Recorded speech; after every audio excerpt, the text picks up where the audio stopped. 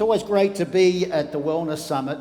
I am lucky enough over the last 20, 25 years to speak at an average of about 30 conferences a year all around the world, and conferences on all sorts of weird subjects. In fact, tomorrow I'm speaking at a conference here in Singapore for the Asia OTC Pharmaceutical Conference, and basically what I've now decided to do is spend half an hour telling them what I've learnt in the 3 days here.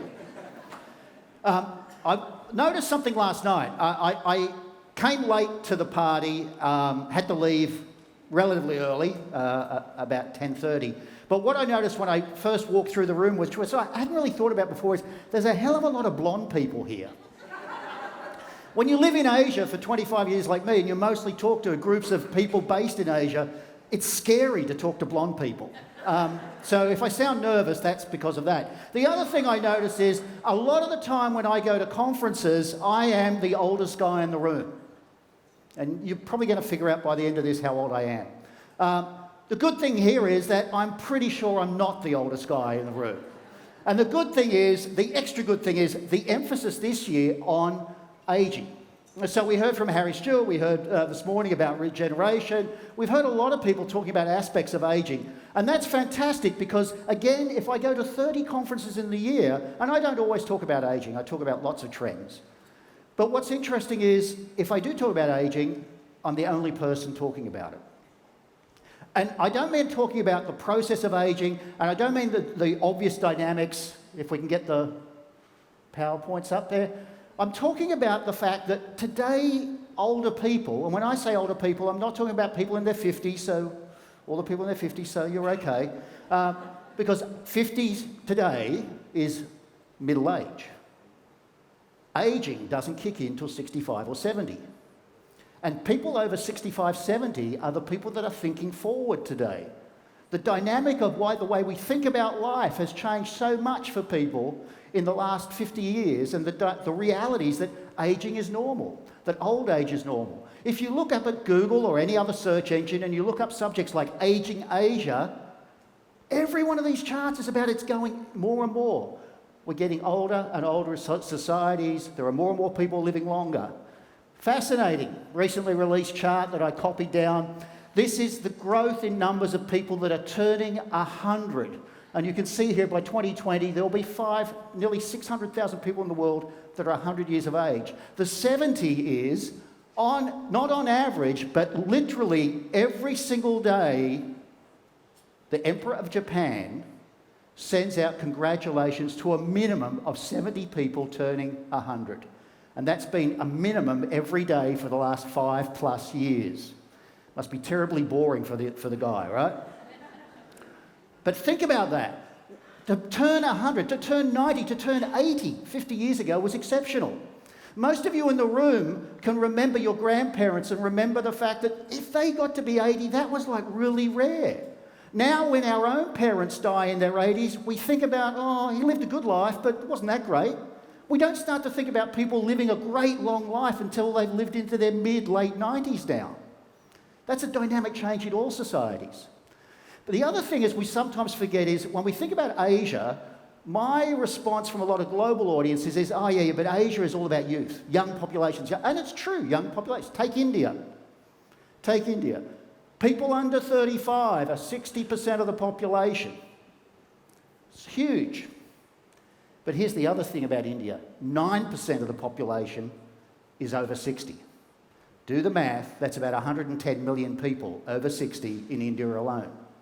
The number of people living to be 60, 70, 80 is dramatically growing in every single Asian country. Well, every country that we have some sort of measurement of. Don't know about North Korea. But the reality is that every single Asian country, the fastest growing demographic, not the largest, but the fastest growing demographic is between 65 and 80. That's the fastest growing demographic. And with that growth comes a lot of change in the way those people think.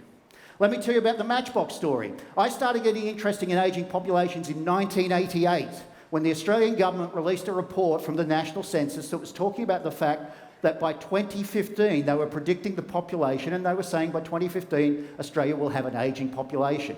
I released a summary of that to a whole bunch of clients, and one of my clients said, well, we're going to have to shut down all our advertising. I was in the advertising business. Why are you going to shut down your advertising? Well, you just said it's an ageing, dying population. I sell Matchbox toys. Nobody, if it's all old people, we're going to lose our business. What I pointed out to them, and has been proved again and again and again, which industry benefits the most from an ageing population? Children's toys. Because as populations age, people have fewer grandchildren and spend disproportionately more on gifting those grandchildren. They don't spend the same amount they would have spent on 6 grandchildren, they spend plus. And so actually the toy business, as we know, this company desperately, they never caught on. The companies like Lego caught on that what you do is you start selling more and more and more expensive, high detail products because grandparents can afford to buy those $500 Lego sets. But it affects all sorts of companies. In Japan, I worked with Tokyo Disneyland for many years. One of the initiatives I really loved was we noticed something interesting happening at Tokyo Disneyland. I was fortunate, every 3 months, I used to get paid to go spend a day walking around Tokyo Disneyland. And one of the things I noticed with some of my Japanese colleagues was older people at Disneyland. Not grandparents taking their grandkids, but literally older couples. And I'm talking about people in their 70s, their 80s, their 90s. And what we started to interview them and find out was they saw that as both a reminder of their children's childhood, their grandchildren's childhood, but also of just celebrating life. So we started to promote the idea of going and celebrating with your partner, your wife, your friend, whatever. We got, the last figure I saw was they now get an average of about 45,000 couples over 70 a year going on their own as couples to spend a day at Tokyo Disneyland. They don't do all the extreme rides. Flying. We learned, again, working with Cathay Pacific and then with American Airlines, that about 7 years ago we noticed there was a disproportionate number of bookings where we had women in their 60s booking with daughters in their 20s, coming out of Japan, going into particularly into Hong Kong and Seoul. Mostly for, so I'm getting nodding from Japanese people in the room. They all understand this, right? This was a very strong trend, which we then articulated to the airlines, and the airlines then converted that into promotions, actually pushing the idea. And the reason for this was quite simple. These ladies wanted to explore Hong Kong for food, shopping, etc. They wanted to get Korea and get facial jobs done and all sorts of things. But they wanted to go with their daughter, both to spend the time with their daughter, but also because their 20-something daughter was probably more inclined to be able to speak some English and be able to translate for them and help them get around. But pairing those things but remember, this is all about exploring. This is the sum of exploration. Exploring memories, exploring new things like going to Disneyland as an older person, exploring new countries. And the other exploration that I always like to point out that I learned in Japan was for Listerine. A few years ago, Listerine was the number 2 in the marketplace for mouthwashes. How many people in the room use a mouthwash? No? Okay, the benefit of mouthwashes is primarily is this. It basically keeps the gums tight around the teeth. And the number one reason why you should do that is because it's been estimated that daily mouthwashing adds 2 years to your life on average. Now, not improbably for most of you, because you can afford false teeth, but anybody that can't afford false teeth or really top-end dental care, what happens is by the time you hit your mid-late 40s, your gums start to loosen, and what happens then is your teeth fall out. And in traditional societies, one of the major reasons why around the world historically life expectancy never reached beyond the late 40s was people could not eat anymore. They had no teeth.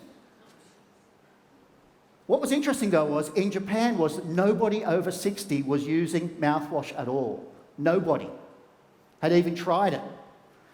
All we did was change one line on the back of the pack. No advertising, no promotions, no online or off-air messaging, just on the back of the pack, we changed one line of the copy that said, daily mouthwashing means you can explore new food into your late age.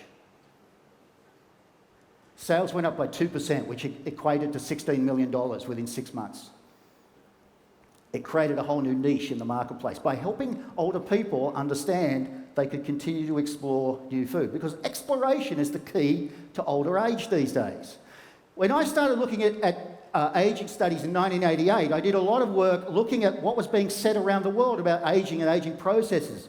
Retirement, the word retirement, in many actual academic studies was described as waiting for death. But that's, of course, different today. Because if you look at 1988 and life expectancy, even in the most developed countries, Australia, where I was living, I grew up in, etc., it was very different because life expectancy has expanded so much in those 30 years since. And one of the things is the dynamics of the way in which we think about old age and benchmarks of getting old. So, for example, I know you're definitely not, but do we have any Japanese ladies in the room that are 60? No? If you're a Japanese woman who turned 60 this year, all the actuarial studies show that on average you will live to be 96. So at 60 you have more than a third of your life to live and explore, and that's why they are exploring.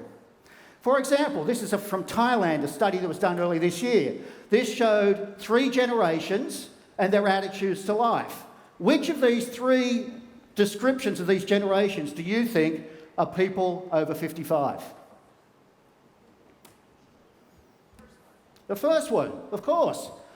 The baby boomers of Thailand are optimistic, idealistic, personal gratification is important. They work and are very loyal and driven, and they cope with technology change better than any other generation. One of the great misconceptions is our understanding of the way in which older people understand technology.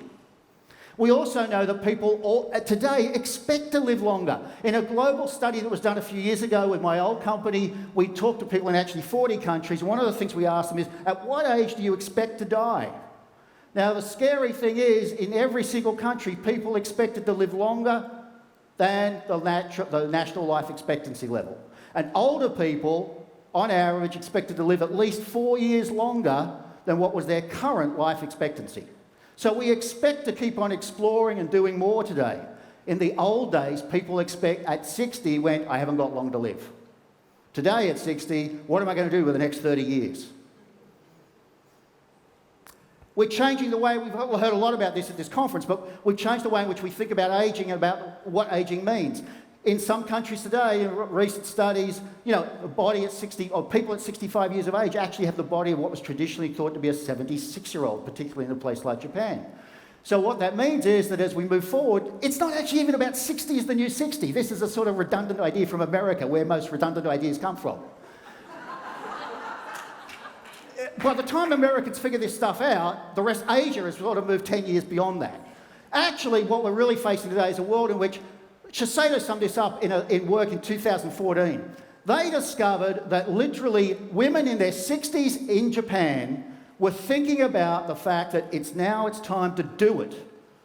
It's not time to cover up my face. Traditionally in the beauty business, I work for all the major beauty companies in the world, and traditionally the role of beauty for anybody over 40 was cover the cracks. But what Shiseido and other Japanese manufacturers were the first to actually articulate, no, it's not about covering the cracks. It's not even being proud about hitting my age. It's about get on with it. Life is great. Let's celebrate life. I'm happy with who I am, and let's just make the most of that. This is a friend of my wife. I spent 10 years living in Japan. My wife's 3 closest friends in the world, she's Italian, but her 3 closest friends are all Japanese. This is one of them. My wife is not in her mid-80s. God, I hope that's not recorded. But Kay is in her early 80s. Kay is a widow, a mother, a grandmother, soon to be a great-grandmother. She goes to Curves 3 times a week. She travels regularly internationally. She goes to the movies twice a month. But most importantly is every single Thursday for the last 7 years, I think it is now.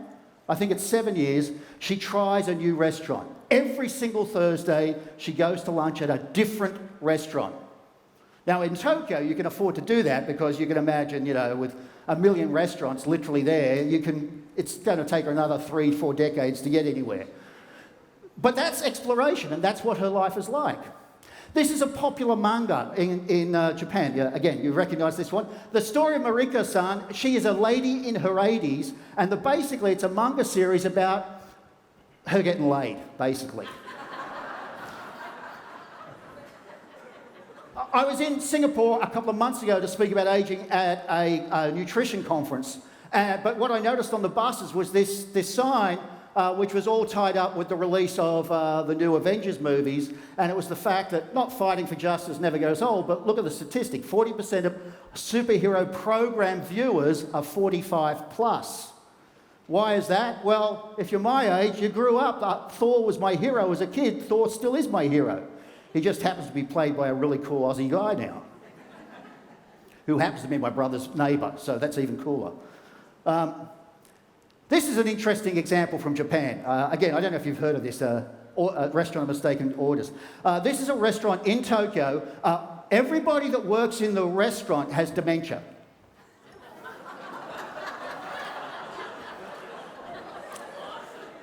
And they openly admit in all the promotion material, you will probably get food you did not order. Your food may not turn up at all. The check you're given at the end of the meal could be anything. But it's indicative of people trying to catch the fact that even people, and most of the people that work there are in their 70s and 80s, people even at that age, even with dementia, are looking forward to try and explore things and do new things, not be hidden away in back rooms and cupboards and homes. So I like to think about, when we talk about the ageing population, to think about this. We hear a lot of names for this. The old, obviously, the grannies, euphemisms like the aged, silvers. By the way, in every single piece of research I've ever done, in every country I've ever done research, around 45 countries around the world, nobody over 60 likes to be called a silver. Look, I tell everybody I purposely dye my hair this colour all the time because it makes me look older and wiser. But I certainly don't want to be called a silver. I just want to be called old and cool, or not a good lifer. But how about this? I always refer to people like this as new life builders, because the reality is that most people I've encountered that are 60, 65, 70, 75, even well into their 80s, are thinking about, what am I going to do for the next 5, 10 years? But they're doing things like this. This is Ma-chan. She's become a huge hero in Japan. Ma-chan is 91. In her mid-80s, she took up programming as a hobby. Why? Because she liked to play computer games, but discovered there were none for her age group. So she learnt programming, designed games, and she became one of the top 10 game developers for Apple in Japan. She now has an open goal. She speaks a lot of conferences. She'd be great for the next wellness conference. She's fantastic. Super lively, and what she actually talks about is her goal is to make sure that everybody, as they retire in Japan, is forced to go to programming school and learn to program. Because she says it'll help you explore the world much more when you learn how to make your own entertainment. A thought about technology. I often hear when I go to conferences, when I talk to marketers about, but this old people thing, I get it, it's the future. It's not the future, it's right now. Yeah, but it's so hard to reach them, they don't get technology. Well, first of all, if people don't use the technology you like, what should you do as a good marketer? Use the things they do like, right? But one of the misconceptions about people over 65 is this. This is the true technology native generation. Think about it. They were the first generation to have to learn to use a television set. The first person to learn to use a Walkman. The first person to use the first mass digital medium, which was called remote controls. The first microwave ovens. The first users of automatic bank machines. Imagine telling your kids, there was a world before ATMs. What? PCs and home PCs, video recorders, video cameras, mobile phones, internet, smartphones. In 2005, when the iPhone was first launched, 6 months after the iPhone was first launched, what was the average age of an iPhone owner and user? Just under 44, which means now they're coming up for 60, and they've been using it the whole time it's there. So this is actually the generation. Now, MIT did a study a couple of years ago. They pointed out two things. First thing they pointed out was that actually when it comes to personal technologies, there has been no major innovation for over 25 years. All the new technologies we think of as new are actually derived from technologies that are over 25 years of age. They're just updates. They also pointed out that the people roughly between 64 and 79, that 15-year gap, have adapted and were forced to adapt to more technology change than any other generation in the history of mankind before and after. They are the true technology natives. And so, too often when we think about older populations, we think about this. Please think about this. Thank you very much.